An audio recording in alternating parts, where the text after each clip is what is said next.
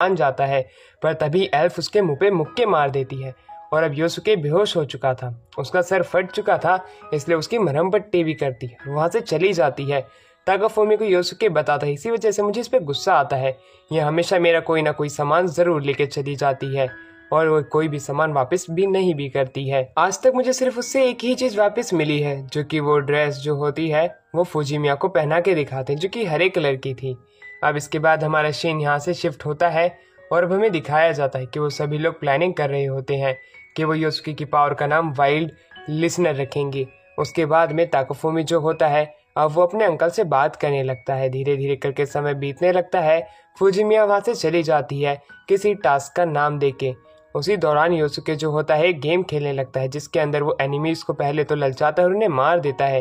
ये ट्रिक उसकी दूसरी दुनिया में भी काम आई थी, इसलिए वो उसे हेलोग्राम की मदद से वो जगह दिखाता है जहाँ पे उसने कुछ हीरोज़ के साथ मिल के फाइट की थी। अब वो उन्हें हरा के उनको बताता है कि वो एक ऑर्क नहीं है। तब उन हीरोज़ को उसके ऊपर भरोसा हुआ और उन्होंने उससे माफ़ी मांगी, गांव के सभी लोगों ने मिलके। अब हमें ये पूरी कहानी बताई जाती कि आखिरकार हुआ क्या था। उस गांव के ऊपर ऑर्क का हमला हो रहा था, उसे रोकने के लिए 3 हीरोज़ आए थे और उन्होंने योसुके की मदद मांगी थी। योसुके पावरफुल था, इसलिए वो उनकी मदद करने के लिए मान जाता है और वो ऑर्क्स को सबसे पहले तो चिढ़ाता है, जिसकी मदद से वो उनके ऊपर अटैक करने के लिए आए, क्योंकि चिढ़ाने के बाद वो लोग गुस्से में थे। पर उसकी ट्रिक काम नहीं आती है। वो गेम की एक और ट्रिक का इस्तेमाल करता है, जिसमें कि प्लेयर उछल उछल के अपने एनिमीज के ऊपर अटैक करता है और वो ये ट्रिक उस दूसरी दुनिया में जब आजमाता है ये भी काम नहीं आती है। वो काफ़ी ज़्यादा गुस्से में आ गया था, इसलिए वो एक पहाड़ को ही काट देता है और वो पहाड़ गिर के उन गॉब्लिन्स को मार देता है। इस प्रकार वो जीत जाता है।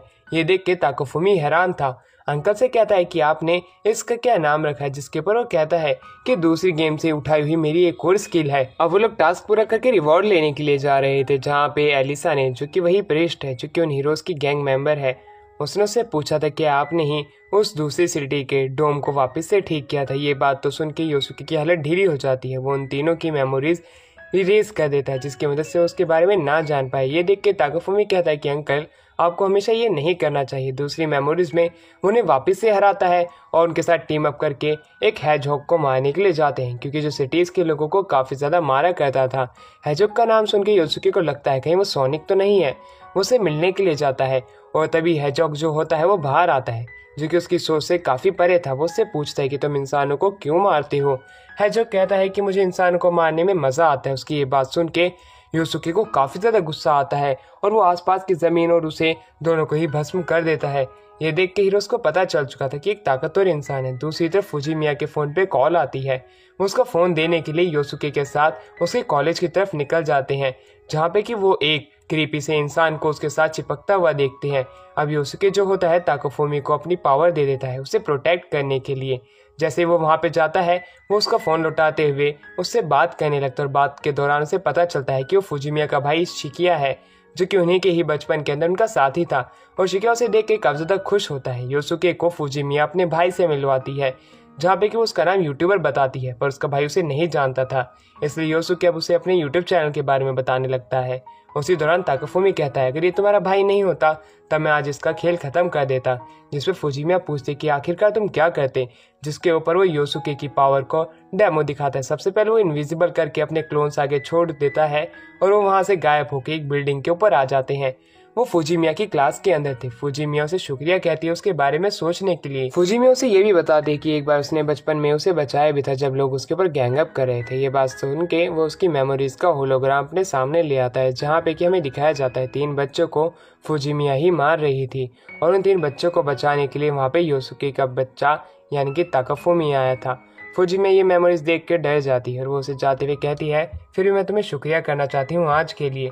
तभी वहाँ पे फुजिमिया की फ्रेंड आ जाती है, जिसका कि नाम सावा होता है, जो कि ताकाफुमी के साथ एक अच्छा फ्रेंडली रिलेशनशिप उसी समय बना लेती है। फुजिमिया ये देख के उन दोनों को दूर करती है। शाम के समय अब हमें दिखाया जाता है जहाँ पे कि वो तीनों बैठे हुए थे। वो वापस से एक मेमोरी चला देते हैं, जहाँ पे कि योसुके अपने बाकी 3 टीम मेंबर्स के साथ हीरो का पता पूछता है, जिस पे एलिसिया खुद बताती है कि वो एक लेजेंडरी हीरो है जिसे कि यहाँ की कंट्री ने चुना था। तभी उसकी स्वॉर्ड टूट जाती है, जो कि उसने अपने एक दूसरे मेंबर से ली थी। वो झुक के उसे माफ़ी मांगने लगती है। वो हैरान थी कि आखिरकार ऐसी लड़की हीरो कैसे बन सकती है। तभी उसकी मेमोरीज चलाई जाती है, जहाँ पे उसने गॉब्लिन का अटैक रोक दिया था। इसी वजह से उन्हें हीरो घोषित कर दिया गया था इस कंट्री का।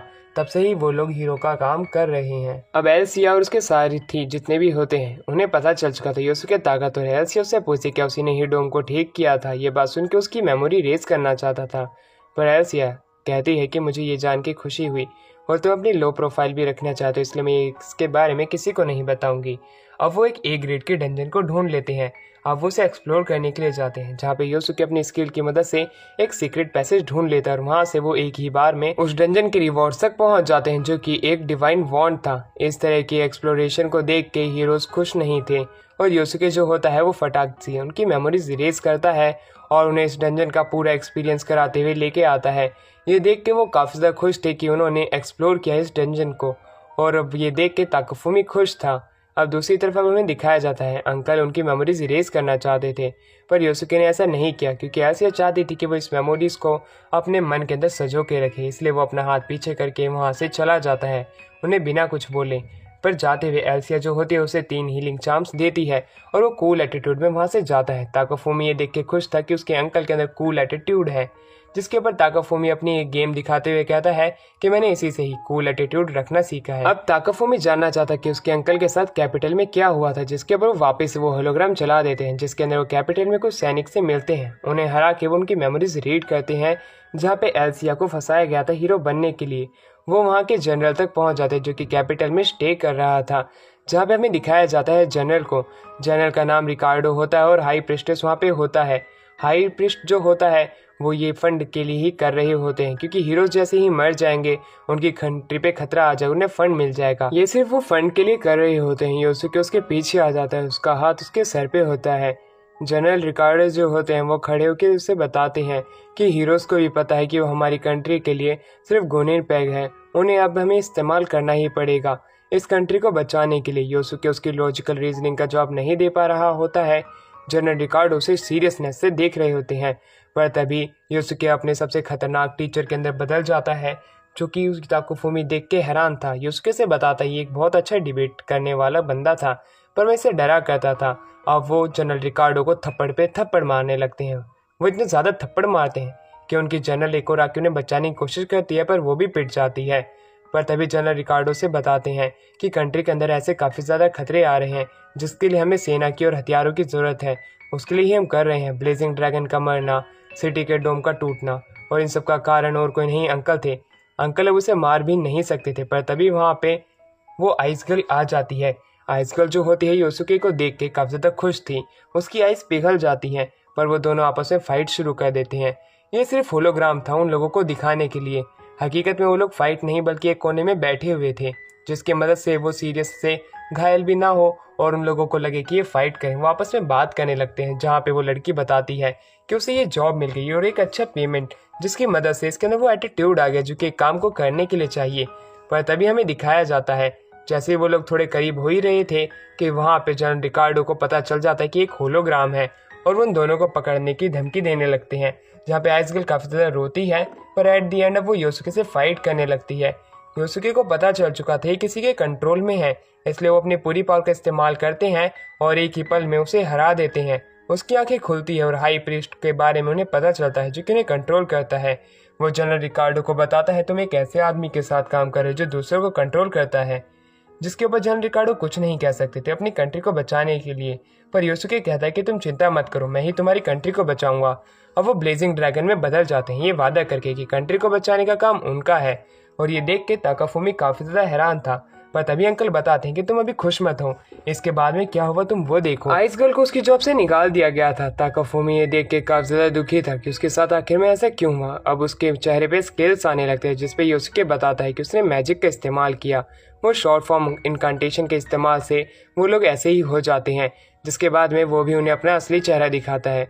वो धीरे धीरे करके खुद को ट्रांसफॉर्म करने लगता है, क्योंकि स्पिरिट्स के ही कारण से था। दूसरी तरफ फुजिमिया ये देख के काफ़ी ज़्यादा हैरान थी कि आखिरकार ये दोनों क्या कर रहे हैं। वो दोनों ड्रैगन में बदल जाते हैं और इधर से उधर घूमने लग जाते हैं। ये देख के फुजिमिया काफ़ी ज़्यादा घबरा जाती है। अब हमारा सीन यहाँ से शिफ्ट होता है। अब हमें दिखाया जाता है गर्मी काफ़ी ज़ोरों से चल रही होती है। योसुके जो होता है उसके पास फुजिमिया आती है और उन्हें ये बात बताती है कि अगर तुम लोगों को गर्मी से बचना है तो क्यों ना तुम मैजिक का इस्तेमाल करो और आइस को यहाँ पे पूरे में फैला दो। वो ऐसा ही करते हैं। योसुके जैसे ही आइस मैजिक का इस्तेमाल करता है, पूरा घर बर्फ़ का बन जाता है। उन्हें ठंड लगने लगती है। वो काफी ज्यादा खुश होते हैं, उनकी खुशी का ठिकाना ही नहीं होता है। तो दूसरी तरफ अब हमारा सीन यहाँ से शिफ्ट होता है और अब हमें पता चलता है कि उनके पास जो कि आइस उन्होंने जमा की थी, उसकी आई स्पिरिट ने उनसे एक बलि मांगी है। वो बलि किसी जानवर के सर की होगी और वो एक जानवर की बलि देखने लग जाते हैं, जहाँ पे कि उसका प्राइस काफ़ी ज़्यादा हाई होता है, यानी कि 5 मिलियन, और वो उसे नहीं खरीद सकते थे। इसलिए वो लोग अब किसी और चीज़ को ढूंढने लग जाते हैं, क्योंकि अगर उन्होंने बलि नहीं चढ़ाई तब वो आई स्पिरिट जो है यहाँ की पूरी फील्ड्स को 10 साल के लिए जमा देगी और वो खाना नहीं खा पाएंगे। तो दूसरी तरफ ज़्यादा पैसे होने की वजह से वो लोग अब किसी और चीज़ का बलि देने का इरादा करते हैं।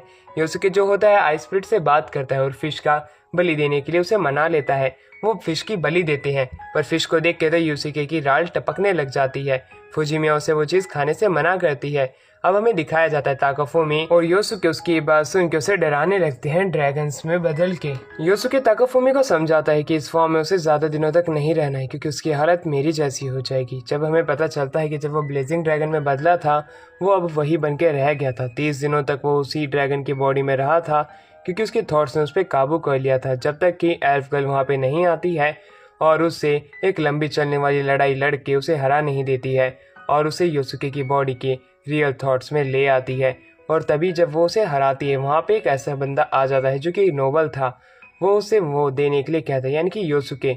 और अब हमें ये बात भी पता चलती है कि एल्फ उसकी नौकरानी है, एक स्लेव है, क्योंकि उसने उसके साथ एक कॉन्ट्रैक्ट साइन किया था, क्योंकि वो पैसे नहीं चुका पाई थी। इसी दौरान हमें ये भी पता चलता है कि एल्फ गर्ल एक राज्य की प्रिंसेस है। वो योसुके उसे लौटाने के लिए कहता है, पर जब वो मना करती है तब वो उस कर्ज का इस्तेमाल करता है जो कि उसके ऊपर लगाया गया था जब उसने उससे पैसे उधार लिए थे, यानी कि उसकी फैमिली से। अब वो हारने लगती है, पर योसुके वहाँ पे आता है, उसे उस कर्ज से आज़ाद करा के वहाँ से जाने लगता है कि उसने अब उसका पेमेंट रीपे कर दिया है, जो कि अभी उसने उसे ब्लेजिंग ड्रैगन की बॉडी से बाहर निकाला था। पर एल्फ उसे खुद को बचाने के लिए कहती है। तभी वहाँ पे एक बहुत बड़ा बंदा आ जाता है। एल्फ गर्ल उससे फाइट करने के लिए तैयार थी, पर योसुके उस नोबल बंदे को अपनी रिंग एक दे देता है, जिसकी मदद से वो अपना पेमेंट रीपे कर सकता है। ये देख के एल्फ को काफ़ी ज़्यादा गुस्सा आ जाता है। वो अपनी स्वॉर्ड की मदद से उन सभी को अब एक एक करके पीटने लगती है, पर तभी नीचे से ज़मीन खिसक जाती है। योसुके उसे बचाते हुए एक दलदल में कूद जाता है। वही नोबल अब अपनी उंगली से उस रिंग को बाहर निकालने लगता है, पर वो नहीं निकल रही होती है। दूसरी तरफ एल्फ्स का शुक्रिया करती है कि उसने उसकी जान बचा ली, और वो उसके रिंग लाने के लिए ही उसने उससे पैसे उधार लिए थे। अब योसुके ये बात जान के खुश था, वो वहाँ से भागने लगता है। सावा फुजिमिया के घर की तरफ बढ़ने लगती है, जो कि ताकाफुमी के घर में रह रही थी। तभी वहाँ पे फुजिमिया का ब्रदर आता है, उसे देख के वो घबरा जाती है, पर ताकाफुमी आता है अपने कोल्ड एटीट्यूड के साथ। अब वो शर्माने लगती है। अब वो दोनों आगे चल रहे थे, जहाँ पे कि फुजिमिया का ब्रदर कहता है कि मैंने देखे एक न्यू क्यूटी पकड़ी है, जो कि एक छोटा पिग होता है, पर उसे कुछ और ही लग रहा होता है। वो फुजिमिया के पास जाते उसे बताती है कि ये दोनों क्रीप्स हैं, तो मैं यहाँ से चले जाना चाहिए। अब वो जब गेट की तरफ जाते हैं, वो देख पा रहे होते हैं कि वहाँ पे योसुके खड़ा हुआ होता है पहले से। वो फिश का चेहरा देख के भी घबरा जाती है, पर योसुके की क्रीपी स्माइल और उसकी क्रीपी एटीट्यूड को तो देख के उसकी काफ़ी ज़्यादा फट जाती है। वो वहाँ से अभी निकलना चाहती थी, पर फुजिमिया बताती है कि तुम चिंता मत करो, ये जैसे दिखते हैं ये वैसे नहीं है। और वो जब उनकी तरफ देखती है तब उसे पता चलता है कि ये सब नॉर्मल इंसान है। तो दूसरी तरफ अब उस सावा को ये भी पता चल जाता है कि फुजिमिया ताकाफुमी को पसंद करती है। अब सावा जो होती है ताकाफुमी के पास जाती है और उसे अपनी ओल्ड फोटोज़ दिखाती है फुजिमिया के साथ। उस फोटोज़ में वो सुंदर तो लग रही थी, पर ताकाफुमी की नज़र एक बंदे के ऊपर थी जिसके पाँव दिख रहे थे। ये देख के सावा कहती है तुम काफ़ी ज़्यादा स्मार्ट। और वो फुजिमिया के बारे में पूछती वो कैसी दिखती थी। वो उसे उसका असली चेहरा तो नहीं दिखा सकता था, पर वो बताता है कि वो अपने ब्रदर की तरह दिखती थी। सावा को लगता है कि वो दोनों ज़रूर क्यूट रहे होंगे, पर उसे नहीं पता था कि जो उसके पीछे लड़का है वही फुजिमिया का भाई है। वहीं अब समय दिखाया जाता है योसुके फुजिमिया का असली चेहरा उसे दिखा देता है। ये देख के वो दोनों घबरा जाते हैं और योसुके अब उन दोनों की मेमोरीज इरेज करने जा रहा था कि तभी फुजिमिया बीच में आती है और उन दोनों को लेके वहाँ से भाग जाती है। फुजिमिया योसुके को कहती है कि तुम्हें हमेशा लोगों की मेमोरीज इरेज करने की कोई भी ज़रूरत नहीं है। अगर लोगों को कुछ चीज़ पता भी है तब उन्हें पता रहने दिया करा करो, हमेशा मेमोरीज इरेज करना अच्छी बात नहीं होती है। अब वो उसी को लेके एक इंसिडेंट बताते हैं जब वो एल्फ के साथ एक स्पा की तरफ गया था, जो कि जापानीज़ लैंग्वेज में लिखा था। उसका जो क्रिएटर था वो भी दूसरी दुनिया का था। एल्फ उसे बताती है। तभी वहाँ का मालिक वहाँ पे आता है और उन्हें इस क्रिएटर के बारे में बताने लगता है, जो कि भगवान ने ही इन्हें ये चीज़ें दी थी। पर योसुके तो अपनी इन्वेंटरी ही ठीक कर रहा था, जिसमें बताता है मैंने एक गेम से सीखा है। जब एनपीसीज बात कर रहे होते हैं जब हमें अपनी इन्वेंटरी को ठीक कर लेना चाहिए, ताकाफुमी कहता है कि अंकल आप में तो बिल्कुल भी अकल नहीं है। अब वहाँ का जो आदमी होता है यानी कि वहाँ का केयर टेकर अब उन्हें एक रूम दे देता है क्योंकि वहाँ पे 2 रूम अवेलेबल नहीं थे। पर तभी वहाँ पे बच्ची आती है जो कि उन्हें 2 रूम देने के लिए मान जाती है, पर एल्फ जो होती है उसे डरा के वहाँ से भगा देती है। योसुके उसके साथ नहीं सोना चाहता था, इसलिए वो अपने बेड को एक कोने की तरफ ले जाता है और वहाँ पे जाके सोने लग जाता है। एल्फ ये देख के गुस्से में थी और वो बेड पे जाके लेट जाती है, पर तभी उसके पीछे से आता है और उसे फुट मसाज देने लगता है। एल्फ गर्ल उससे फुट मसाज नहीं चाहती थी, वो धीरे धीरे करके आगे जाने लगती है, पर योसुके उसे अपनी मैजिक की मदद से पकड़ लेता है और उसे फुट मसाज देते हुए कहता है कि तुम्हारी वजह से ही मेरी ज़िंदगी थोड़ी अच्छी हुई है। पर तभी वहाँ पे एलिस आ जाती है। एलिस को वहाँ पे देख के वो लोग हैरान थे, एलिस भी उन्हें देख के हैरान थी। एल्फ उसे बताती है कि ये मेरा फियांस है और उसे अपनी रिंग भी दिखाती है। जान के वो लोग हैरान थे। योसुके पूछते हैं कि आखिरकार तुम यहाँ पे क्यों आए हो, जिस पे कि वहाँ पे हमें एलिस के साथ ही बताता है कि वो यहाँ पे अपनी पावर को प्रैक्टिस करने के लिए आए हैं और वो वहाँ पे डिवाइन वेपन एल्फ को दिखाती है। ये देख के वो लोग हैरान थे। अब हमें दिखाया जाता है योसुके एलिस की मेमोरीज चलाता है जहाँ पे कि वो अपनी प्रैक्टिस करते हुए दिखाई दे रहे होते हैं। उसी समय वहाँ पे एक लेजेंडरी वेपन भी होता है। वो वेपन एल्फ चाहती थी, इसलिए वो उन्हें पूछते कि वो वेपन कहाँ पे, जिसपे वो लोग बताते हैं वो जंगल के पीछे है। वो वहाँ पे बढ़ने लगते हैं। योसुके बताता है कि इसी के ही बाद वहाँ पे एक बहुत बड़ा हमला हो गया था जब एल्फ गर्ल उस वेपन को ढूंढने गई थी। पूरा इन जलने लग गया था स्पा का। वहाँ पे कंट्रोल लोगों को करने वाला मॉन्स्टर आ गया था जिसने कि स्पा के ओनर की लड़की को कंट्रोल कर लिया था। अब वो एक एक करके स्पा को जलाने लगते हैं, पर वहाँ पे योसुके अपनी पावर का इस्तेमाल नहीं कर सकता था कुछ बर्ड्स की वजह से। वो पागल होने लगता है, पर वो अपने 3 चार्म्स का इस्तेमाल करता है। सबसे पहले कि विंड मैजिक हवा में उड़ता है और आइस मैजिक का इस्तेमाल करते हुए वो उसके ऊपर फायर मैजिक से अटैक करता है। इस प्रकार वो उस मॉन्स्टर को हरा तो देता है जिसकी मदद से वो स्पिरिट पावर का इस्तेमाल नहीं कर पा रहा था। एल्फ भी उसकी मदद करती है, पर योसुके का ध्यान एल्फ के ऊपर नहीं था। उसका ध्यान लगाने के लिए वो उसके ऊपर अटैक भी करती है, पर योसुके को लगता है कि इसने जानबूझ के उसे मारा था। अब हमें पता चलता है योसुके अपनी पावर का इस्तेमाल इसलिए नहीं कर सकता था क्योंकि आसमान में उड़ने वाली बर्ड्स के अंदर से एक ऐसी स्मेल आती है जो कि स्पिरिट्स को पसंद नहीं है, इसलिए वो वहाँ पे होती ही नहीं है। योसुके स्पिरिट्स पावर का इस्तेमाल करने की कोशिश करता है, पर वो उसका इस्तेमाल नहीं कर पाता है। योसुके अंदर जाता है, तब हमें एलिस को दिखाया जाता है जो कि एलिस के पार्टनर्स का माइंड कंट्रोल मॉन्स्टर कर रहा था। वो उनके ऊपर अटैक नहीं कर सकते थे, पर तभी योसुके जो होता है एलिस की स्टिक का एक इस तरह का मैकेनिज्म ऑन कर देता है जिसकी मदद से वो वॉन्ड हवा में उड़ती है और उन्हें एक डिवाइन शील्ड में कैद कर लेते हैं, जिसकी मदद से वो लोग बाकी के जितने भी लोग थे जो कि माइंड कंट्रोल में थे उन्हें ठीक कर रहे होते हैं। तभी हमें दिखाया जाता है जिनका भी माइंड ठीक हो रहा था उनकी पावर एलिस के अंदर आ जाती है। अब एलिस जो होती है उस माइंड कंट्रोल करने वाले मॉन्स्टर को एक मुक्का मारती है और वो दूर जाके गिरता है।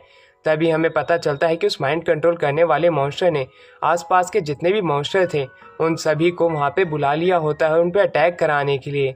ये देख के योसुके जो होता है वो अपनी पावर का इस बार इस्तेमाल करता है और काफ़ी सारी चैन्स को उन कुत्तों के गले के अंदर डाल देता है और एक ही बार में उन्हें मार देता है। अब वो वाटर सरपेंट का इस्तेमाल करते हुए हेलुसिनेशन दिखाने वाले और माइंड कंट्रोल करने वाले मॉन्स्टर को एक ही झटके में मार देता है।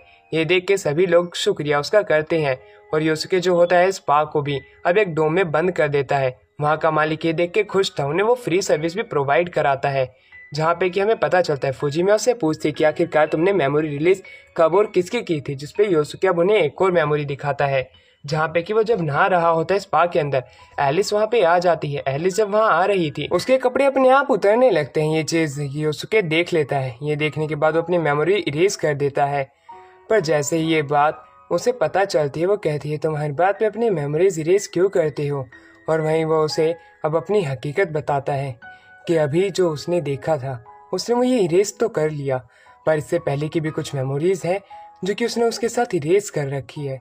क्योंकि जब वो एलिस की मेमोरी देखता है जिसमें वो अनाथ थी, वो हर एक मोमेंट्स को याद करना चाहती थी, क्योंकि जब तक वो 9 साल की थी उसकी पुरानी मेमोरीज चली गई, उसके पेरेंट्स को मार दिया गया, उसके नए साथी बने, वो ऑर्फनेज थी। ये बात जान के योसुके जो होता है उसे सारी सच्चाई बता देता है कि उसके गांव के अंदर उन गॉब्लिन्स के मैस्कर्स तक लेके उस सिटी के आखिर के डोम तक बनाने से लेके डंजन में उनकी मदद उसी ने की थी। जिसपे एलिस कहती है फिर तो तुम्हें हीरो होना चाहिए था।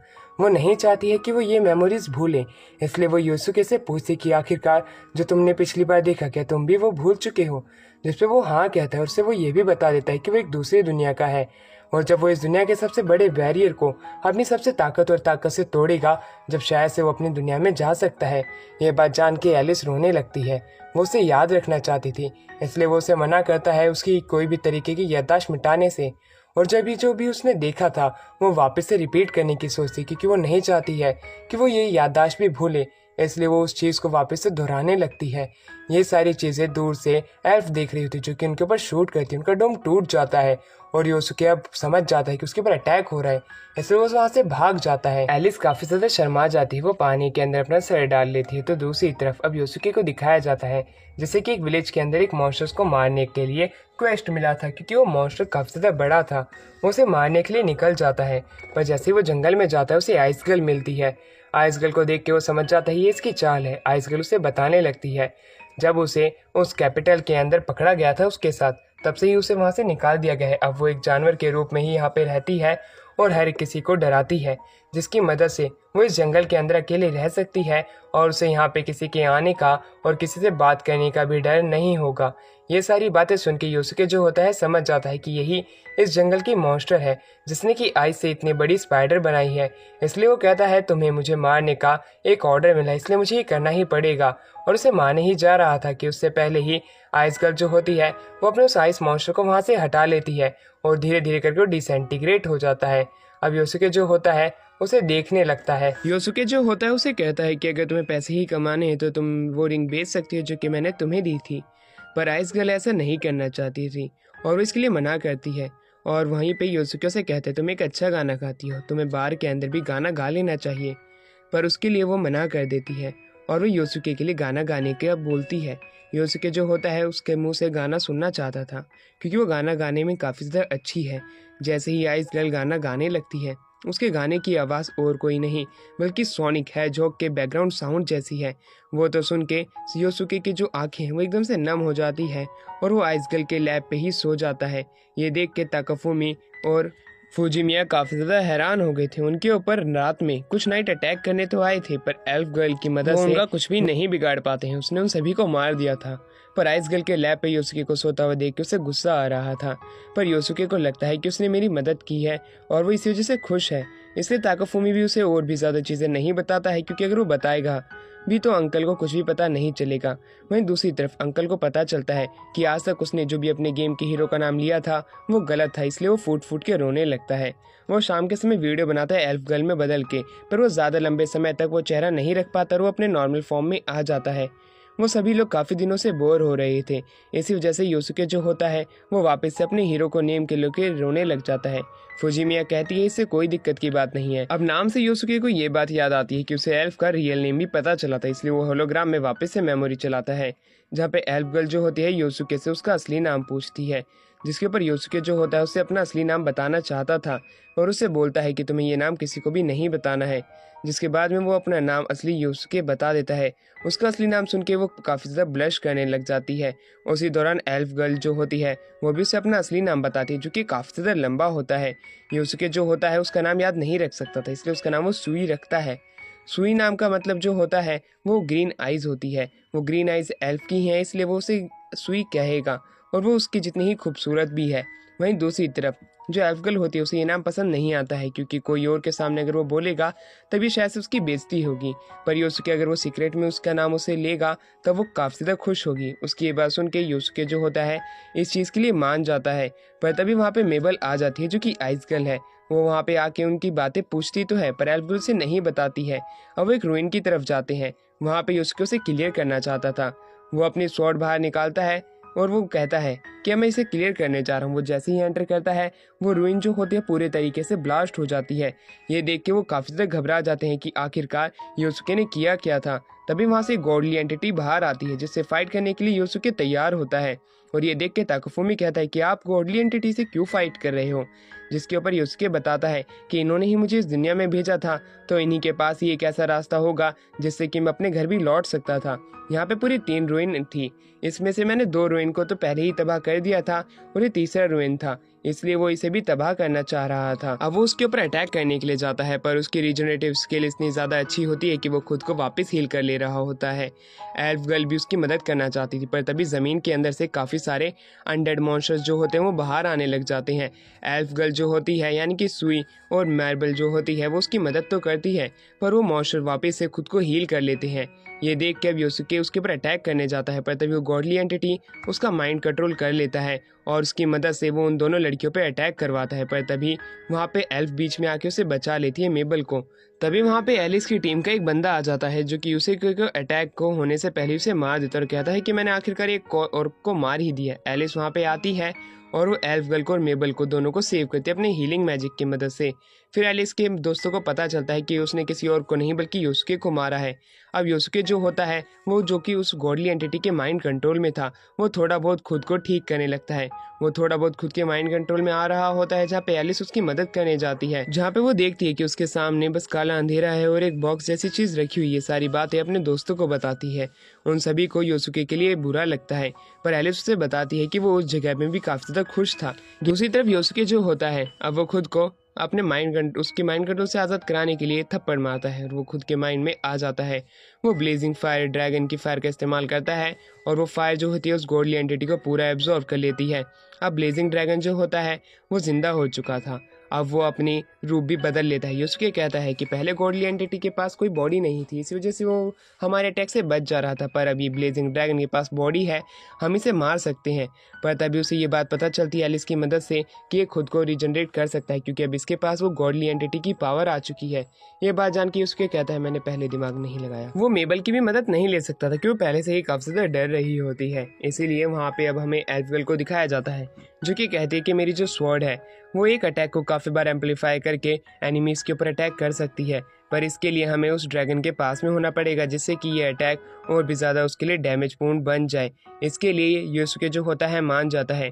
वो उसे ऊपर ले जाने के लिए तैयार था, पर माइंड कंट्रोल एबिलिटी की वजह से वो नहीं जाना चाहते थे।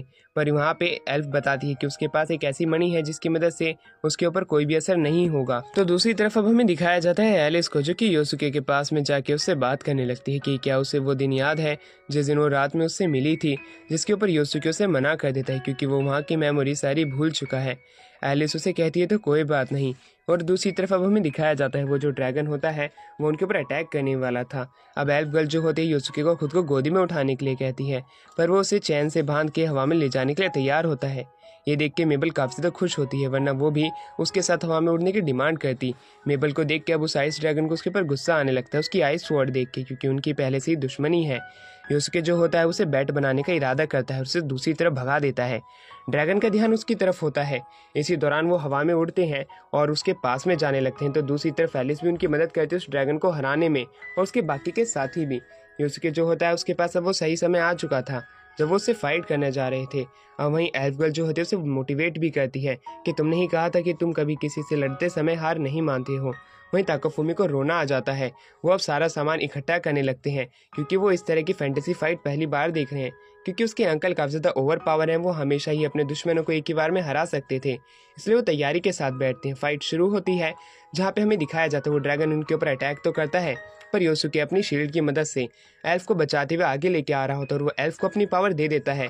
एल्फ उसके ऊपर अपनी बिजली से अटैक करने की कोशिश करती है, तो दूसरी तरफ आइस गर्ल भी उनकी मदद करती है। योसुके अब अपनी बिजली की मदद से एल्फ के वेपन को काफ़ी ज़्यादा एम्पलीफाई कर देता है पावर अटैक में, और वो ड्रैगन के ऊपर अटैक करते हैं।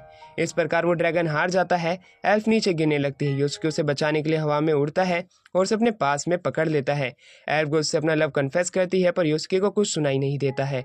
अब उसे उसके अंदर से जलने की बदबू आने लगती है, इसलिए वो चीखता है और उनकी एक क्रैश लैंडिंग हो जाती है। इस लैंडिंग की वजह से वो बैठ जाती है। तो योसुके अब ब्लेजिंग ड्रैगन की फायर को अपनी एक जार की बोतल में भर लेता है, और वो तभी वहाँ पे बाकी के लोग भी आ जाते हैं। वो लोग उनकी तारीफ करने लगते हैं। तो दूसरी तरफ योसुके उन सबकी बल्कि तारीफ करता है कि अगर वो नहीं होते तो वो शायद से अभी जिंदा भी नहीं होता। तो दूसरी तरफ मेबल जो होती है उसे कहती है कि मुझे भी तुम्हारे साथ हवा में उड़ना है, जैसे कि तुमने अभी एल्फ को उड़ाया था। ये बात जान के वो एक एक करके सभी लोगों को राइड देने लगता है। सबसे पहले वो एलिस को राइड देता है, और एलिस के साथी भी उसके साथ हवा में उड़ना चाहते थे, वो उन्हें भी हवा में उड़ाता है। ये देख के एल्फ को काफ़ी ज़्यादा बुरा लगता है। तो दूसरी तरफ एलिस अब उसे उसके फेक नेम से बुलाती है। उसका फेक नेम तो सुन के उन सभी की हालत ढीली हो जाती है कि आखिरकार इसने सभी को अपना फेक नेम बताया है। योसुके जो होता है उसे अपना रियल नेम बताता है, जो कि नाम योसुके होता है। उसका असली नाम सुन के वो सभी लोग ब्लश करने लगते हैं कि इतना अच्छा नाम है इसका, इतना कूल नाम है, तो ये अपना असली नाम क्यों छिपाता है। एल्फ का तो मुंह ही बन जाता है कि इसने तो अभी मुझसे वादा किया था और अपना नाम बताने में इतनी टैं की थी। वो उससे गुस्सा थी। जार की बोतल नीचे गिर जाती है। वो पूछे तुम इसका क्या करोगे, जिसपे योसुके बताता है कि मैं इसे एक पावरफुल एंटिटी बनाऊंगा और उसको मार के उसकी पावर का इस्तेमाल करके अपनी असली दुनिया में लौट जाऊंगा। उसकी ये बात सुन के एल्फ जो होती है उसकी उसी जार की बोतल पे अटैक करने लगती है। ये उसके ये देख के काफी ज्यादा डर जाता है कि आखिरकार वो ऐसा क्यों कर रही है। पर एल्फ गर्ल की इस तरह की हरकत देख के ताकाफुमी और वो समझ जाती हैं कि उसके उसे इशारे समझ में नहीं आए। फुजिमिया कहते हैं कि अंकल फिर तो आपने उस एंटिटी को बना के इस दुनिया में लौट आए होंगे। अब उसे ताकाफुमी रोक लेता है क्योंकि वो इस अपनी स्टोरी को स्पॉइल नहीं करना चाहता है। इसी प्रकार आज का उनका दिन भी खत्म होता है। वो रात में कहीं और जाके खाना खाने जाते हैं और इसी के साथ ये वाली सीरीज यहीं पे एंड होती है। तो मिलते हैं इसकी नेक्स्ट सीरीज में, तब तक के लिए बाय बाय।